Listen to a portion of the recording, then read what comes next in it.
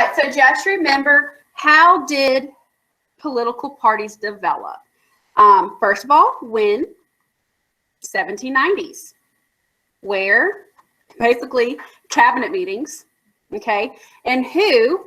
Thomas Jefferson and Alexander Hamilton. Remember, Thomas Jefferson is Secretary of State, think foreign diplomacy. Alexander Hamilton, Secretary of the Treasury, to do with money, okay?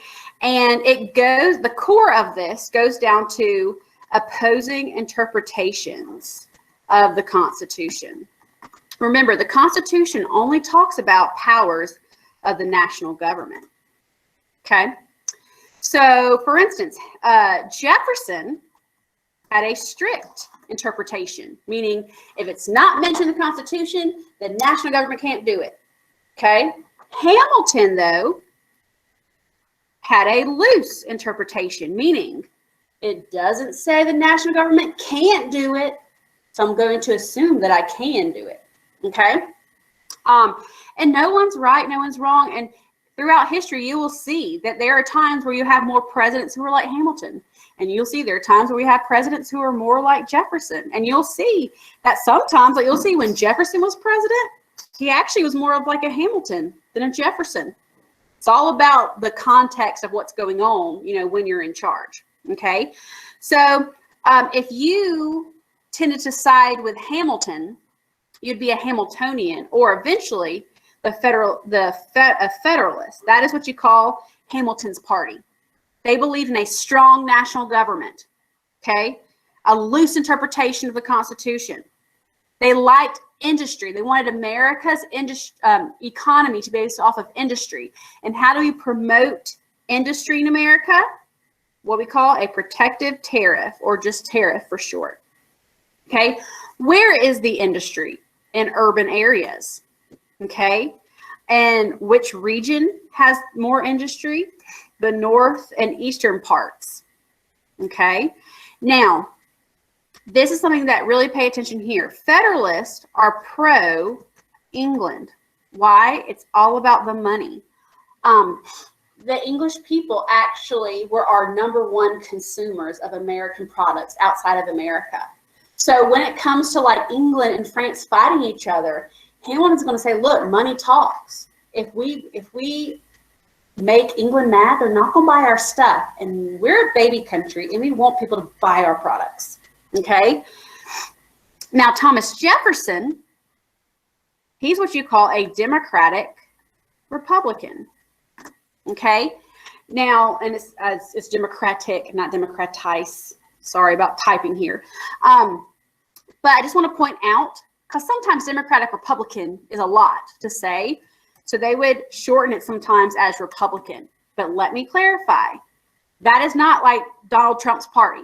Okay? The Republican Party that we associate with like conservatives and like Donald Trump, you know, George W. Bush, okay? That's not going to be formed until 1854 with the Republican Party. So just note, right now, it's Federalist and the Democratic Republicans, but sometimes people just shorten it to Republicans, even though it's not what we know as 2020 Republicans. So it's kind of like swapped. A little bit, yeah, in certain aspects, you're right. Mm-hmm. Okay, so Democratic Republicans, the party of Jefferson, they're all about the states having power. Think of it as like, these are probably your anti-federalists who are Democratic Republicans. You know, they wanted the states to have the power, okay? They had a strict interpretation of the Constitution. They're all about agriculture, not industry being the economy, okay? Jefferson and Democratic Republicans believed the backbone of America was your educated farmer, okay? Not the elite, the lawyers, okay? We're talking the hardworking, somewhat educated common man, okay? And then they're anti-British, meaning they are pro-France. Think about this. Remember, during the Constitutional Convention and the end of the American Revolution, where is Jefferson? Jefferson is in France. He's basically a Francophile. He identifies with the French people, okay? And also, he says the Democratic Republicans are pro-France because didn't that we have a treaty of 1778, which says that we would help each other out. Okay. And think about this too. Where are the farmers? In the West and the South. And just want to point out, the West is like Kentucky and Tennessee. Okay. That's like America, the West. Okay. Not California. That's Spain, New Spain. Okay. And don't worry about this. We'll get to that later. Okay, don't worry about that. We already did that. Okay, so now we're going to talk about the Whiskey Rebellion. Okay, so remember, Hamilton, part of that BFAT plan, if you will, had an excise tax on whiskey, 25% excise tax. That's a lot. Okay, and remember, an excise tax means per amount, so per gallon of whiskey, you'd have to pay an additional 25% tax. Okay. Well, where did people protest? It's going to be Western Pennsylvania. And why are people upset? Here's the deal. What is it, that Luke Bryan song or whatever, that corn makes whiskey. Okay. Now you've heard of the phrase like a side gig or a side hustle. Okay. These Western Pennsylvania farmers had a side gig. Extra corn they would turn into whiskey and sell for a profit. You know, it's like having a little side gig, you know, a little job on the side, little supplemental income. It's kind of like me if I was teaching and then I would tutor on the side, okay? These farmers would grow, you know, corn and harvest it. And if they had stuff left over, you turn it into whiskey and you make money that way. But now because of this luxury item, this tax, the farmers aren't going to make as much money because of this tax. They basically have to take out of their profit to pay the federal government. So they, starting in 1791, start freaking out, and they physically assault the tax collectors. Okay? They also have pitchforks, and they do chants. They raise a militia, and they do chants like no taxation without representation. Just like the Sons of Liberty, right? And the Stamp Act Congress and all that. But here's the difference. So little skirmishes are happening. By the time the Hamilton and Washington find out about this, it's 1794. Okay? And Washington and Hamilton are very upset. Okay? They're all about law and order. And you basically have a rebellion happening. And so what does Washington do? He looks at the Constitution and he notes, unlike the Articles, there's an executive branch. And the executive branch's job is to enforce the laws. And he says, how can I enforce this whiskey tax? And he looks and says, one of my roles is that I'm commander-in-chief of a national military. So he and Hamilton will lead between 12,000 and 15,000 soldiers to the heart of Western Pennsylvania where the Whiskey Rebellion is. And they basically say, now, you know, are you going to pay? If not, we'll fight you. Do you see how and so it basically gets put down, okay? The Whiskey Rebellion and how Washington reacts to it proves that the Constitution is strong enough to enforce laws within the states. Now, contrast that with Shays' Rebellion. Remember, it lasted forever. There was no national military to put it down, and there's no executive branch. That proved that the government under the Articles was way too weak. But how Washington uses the executive branch and the military to enforce this act proves that the Constitution is working. This government's working, okay? Now, a couple things though. Washington tells those farmers, your little no taxation without representation comment, that's obsolete here. Because guess what? You have 2 Pennsylvania senators in Congress. You also have multiple Pennsylvania congressmen in the House of Representatives. You, in fact, do have representation. However, Congress, in making laws like the whiskey tax, is all about the will of the majority. And when the majority of Congress voted to create and approve of this whiskey tax. So you do have representation. So don't say you don't, okay? And you're going to pay this. You're going to pay this. Or We will enforce it with this military. And the Whiskey Rebellion gets put down. Okay? Also, though, what it tells citizens is that if you do not like a law, okay, leading a rebellion is not the answer, is what basically he's saying. Instead, you should talk to your lawmakers. Go with the if you want a law made, follow the Constitution. Okay? Do you see how this is law and order? Now, someone like Thomas Jefferson's like, the common man, the farmers, you just squash basically something to do the Sons of Liberty. What about American Revolution ideals? And you see the Federalists were like, it's about law and order and following the government and enforcing the laws. But someone like Jefferson's like, no, you just basically smuggled, protests, which we have the right to do. You see, it's all about that difference of opinion.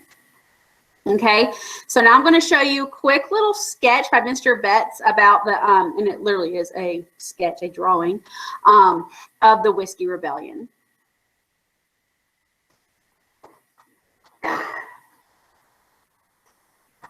And in that box, that caption, I just want you to write something like Washington saying, like, you must pay the tax. The Constitution says so, or the executive branch can force you to pay the tax, something like that. Okay. Take one. What's your favorite browser extension? Online shopping is easy, but not always affordable, which is where Honey comes into play. Honey, but not this one, this one. Here's how Honey works. Anytime you check out on your computer, it will search the internet, and if it finds a coupon code, it will apply it. Basically, Honey pulled $10 out of thin.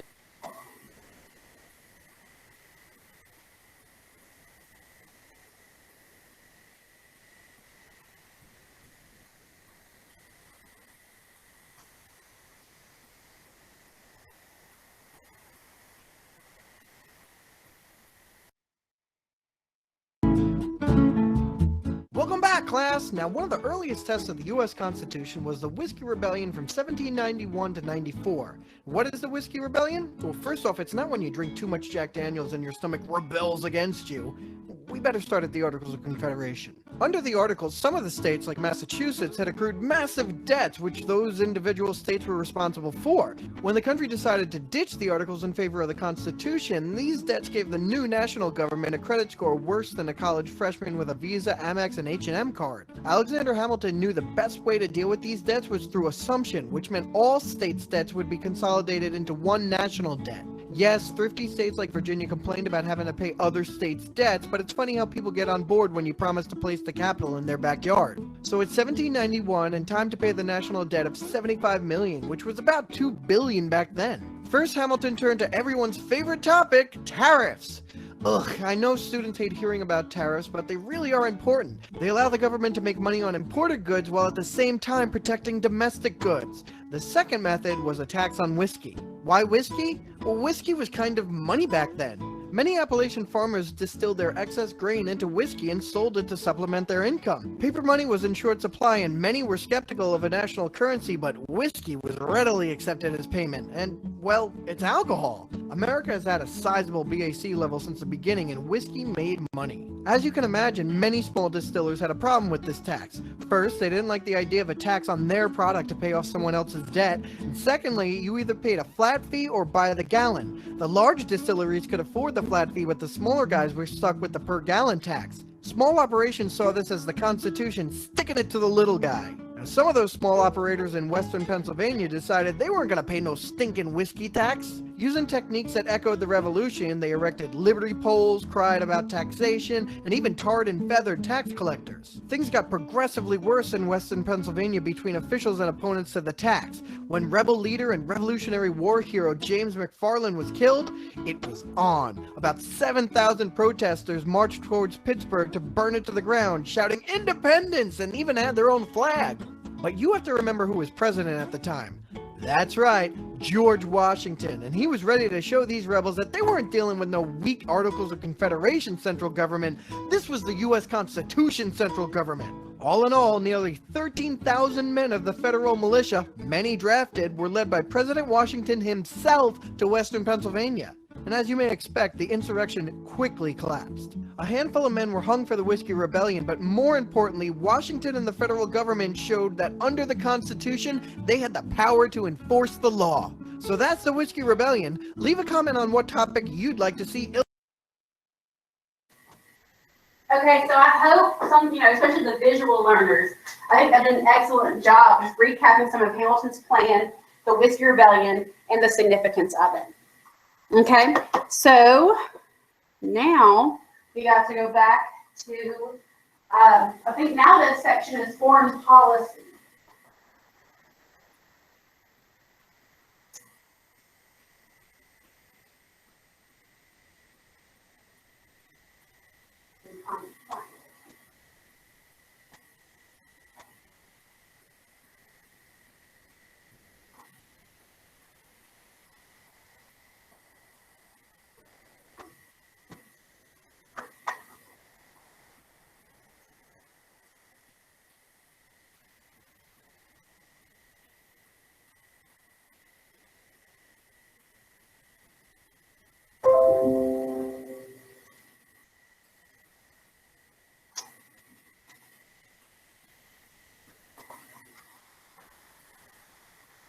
All right, so I just want to point out the second election for George Washington is 1792. He is unanimously elected again.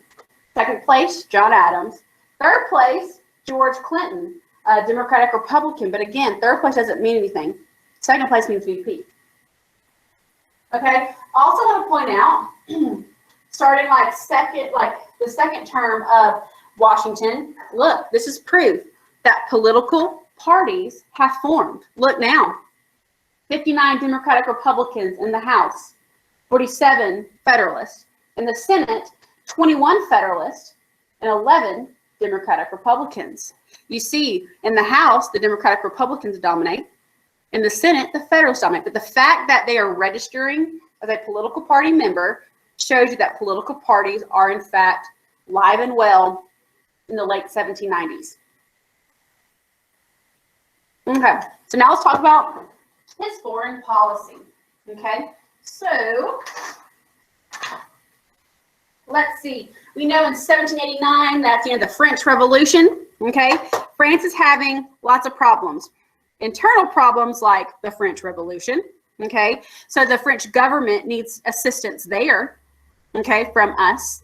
Also, external wars with like England, Great Britain. Okay. So there's two big reasons why France is going to cash in on that treaty of 1778, and they want us to help finally. Okay, but we're at a crossroads. Okay, because you have Hamilton, who says if you choose to help out France, that means you're going to piss off England, and if we piss off England, that means no money coming in. Okay, so he's saying don't help France. But then Thomas Jefferson's saying, we have a treaty, the Treaty of 1778. We owe them.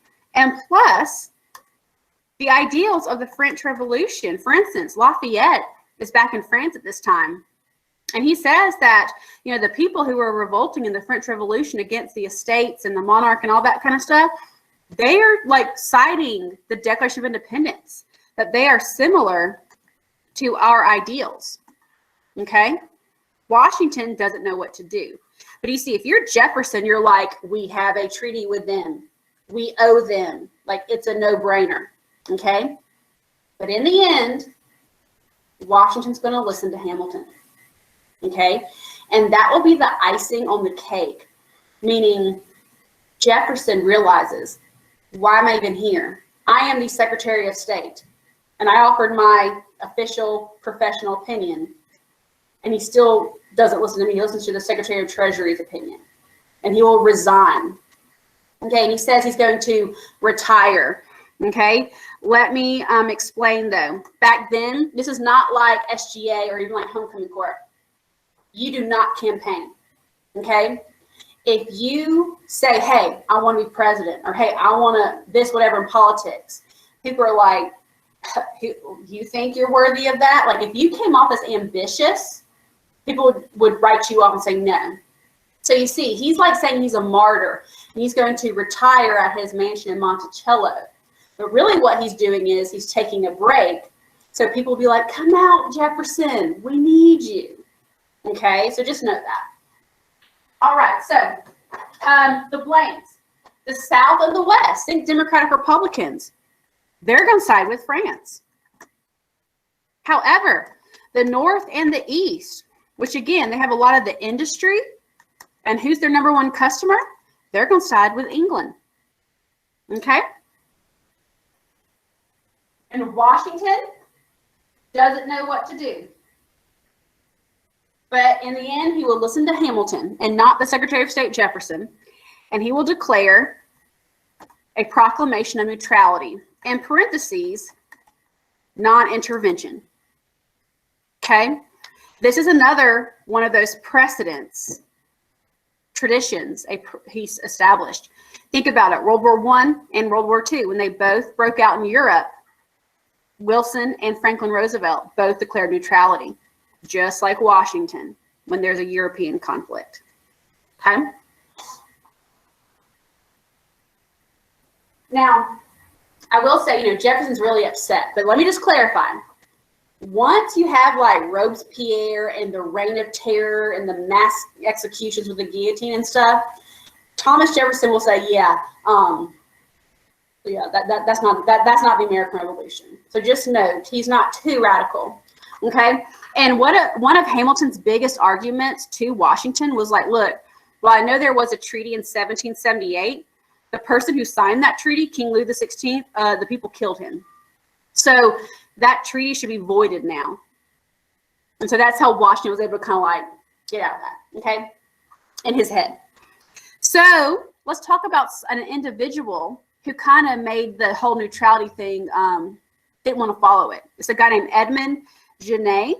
He is he is from France, and he is appointed the U.S. ambassador, okay, for France. So he's living in America, and he is French. And he is pissed that we did not fulfill our end of the bargain. So he takes matters into his own hands, and he goes across the nation and recruits mercenaries. Remember, mercenaries are soldiers for hire. Okay? Now, Washington hears about this, and he is livid. Because think about it. You know how the media is. What if someone in a newspaper in England finds out that Americans are recruiting soldiers for the French military? That makes it sound like the government's okay with that, right? But really it was an individual. So Washington calls him in and says, you will stop doing that. And that's an example of how neutrality was really hard to keep. But you will see Washington will stand his ground. Okay? And Genet will actually stay in America and become a citizen. That's why his nickname is Citizen Genet, because he's a French guy who became a citizen. Okay, so now another example of foreign policy does not have to do with neutrality, okay? But just note, at this time, a lot of like people in America view Native Americans as like their own nation. Because think about it, if you sign a treaty with America, doesn't that kind of view you as your own country if you're signing a treaty that gives up your land? Okay, so in that Ohio River Valley, okay, there's going to be a war led by a Native American chief, love the name, Little Turtle, okay, and he leads a raid very similar to Pontiac's Rebellion. This is actually like a war, okay. The U.S. military, okay, Washington dispatches U.S. military troops to fight Little Turtle's men, okay? And Little Turtle and those Native Americans will basically be defeated in this very notorious battle called the Battle of Fallen Timbers, okay? Because of that huge defeat, Little Turtle realizes that he can't fight any longer, and we need to go ahead and sign a treaty. Okay, and since Little Turtle is the loser, that means those natives have to cede. Remember, cede means to give up land. Okay, and that treaty is the Treaty of Greenville. And why this is important, this is America's first treaty with the Native American, like when we're actually are a country where we get their land during Washington's presidency. Okay. Now, another problem, again, we're all about neutrality. Okay. Well, the English now, they're doing this to every ship in the ocean, the sea, not just America. Okay. But they have this policy called impressment.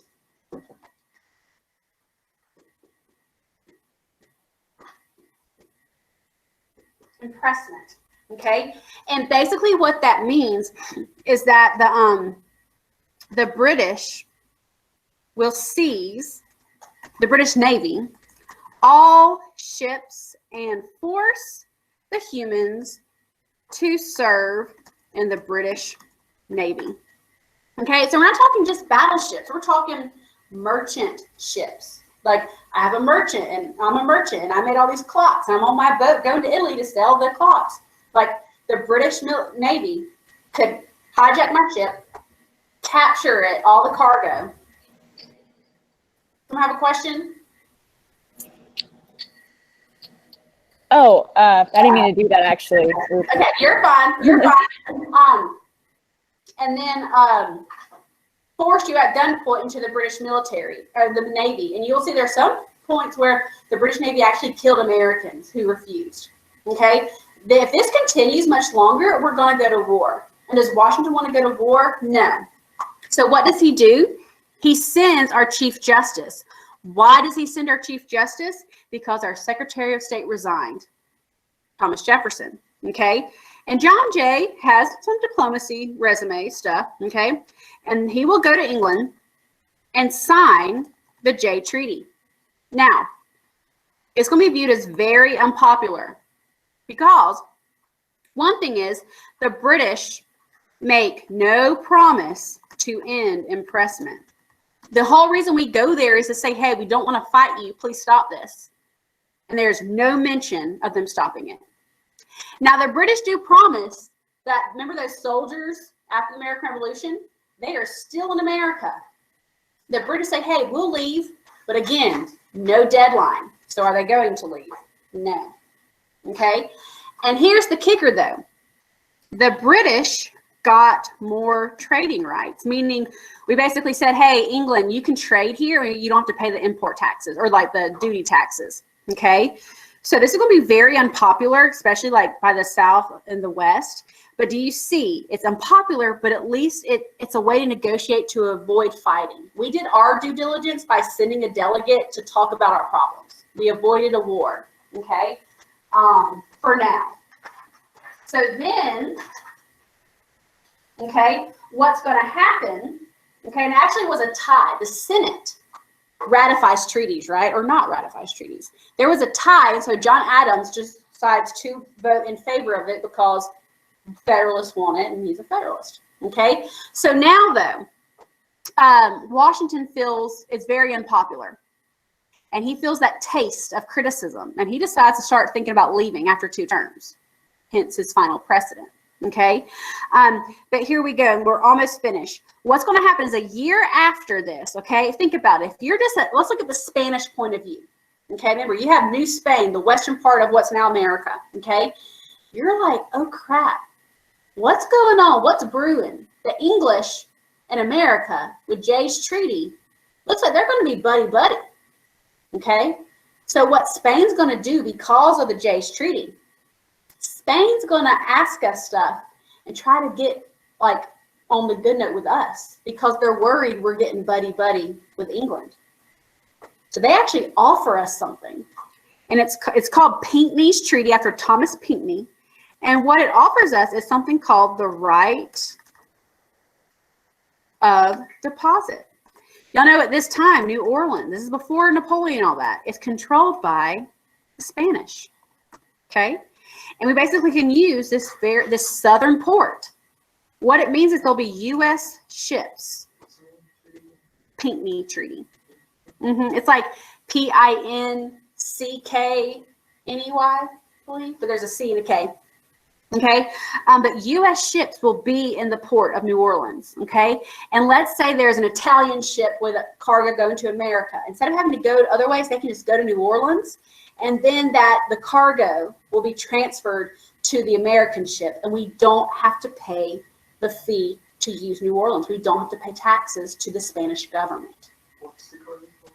The what? What's the cargo port called? It's New Orleans. But it's called right of deposit, meaning we can use that Spanish-owned port without having to pay the Spanish money.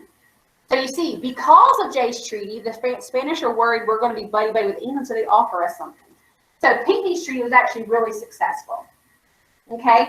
11th Amendment we talked about, that is not foreign policy related, but remember, the 11th Amendment is what will overturn that Chisholm versus Georgia, which says now a non-resident cannot sue a state. Okay? Let's see.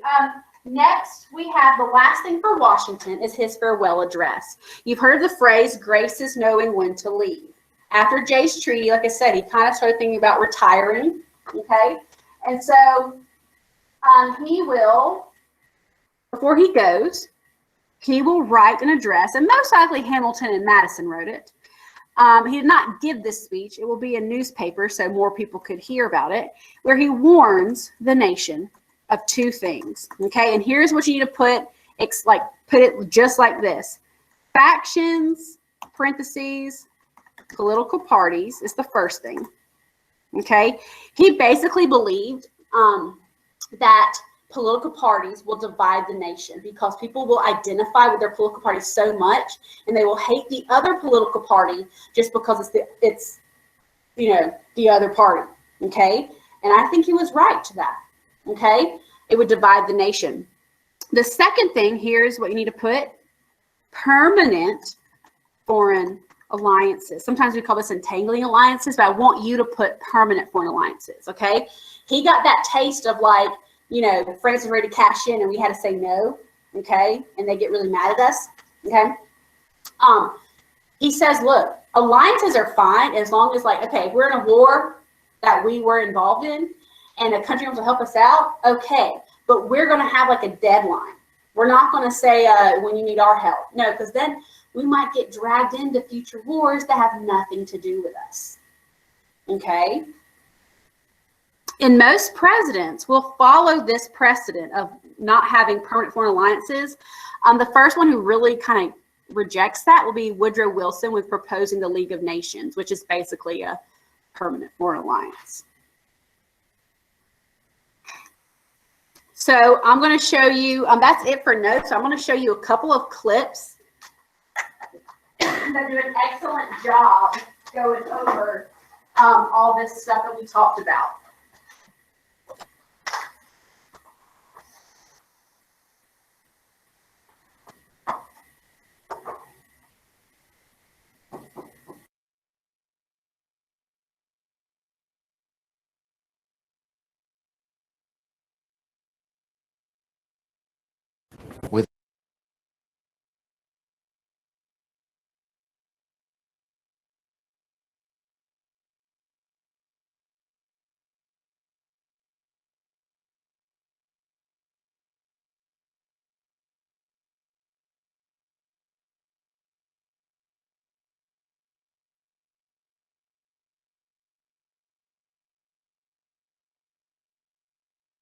With England. A monarchy!